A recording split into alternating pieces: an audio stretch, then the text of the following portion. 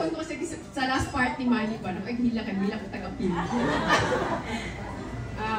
May gabi sa tanan. Nagusog ng tanan. Message na ko sa inyo, happy birthday. I appreciate you very much. I salute you being a mother-in-law, a daughter, and a mom to your children. Kabalod ko na you raised them well. Ako ginapasalamatan sa Ginoo nga pagpuyo na ako una sa inyong balay nga nag-uban mi ni Manny nga ang imong pag-ampo kanang being a mom na nagabasa jud og Bible. Mo na ako nakita. Kay bisan nang imong dunot na kay nga kwarta nga dito sa ilalom. Dunot na kay dito gitago sa Bible.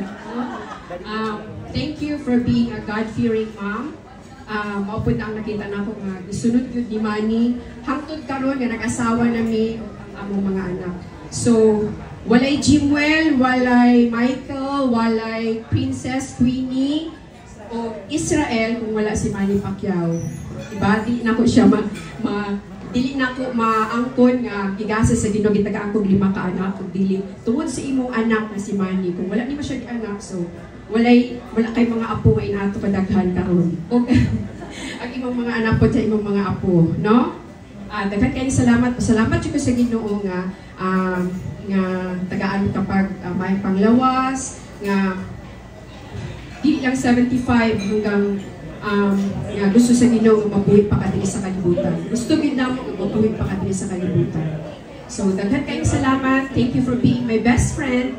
And I love you so much. Know that we will always be here for you no matter what. Thank you so much and we love you so much. Thank you so much, Ma'am Jinky Hamora Pacquiao, for enlightening us. Without Mommy D, wala kang tanang bibi karon. Tama? Kaya di ba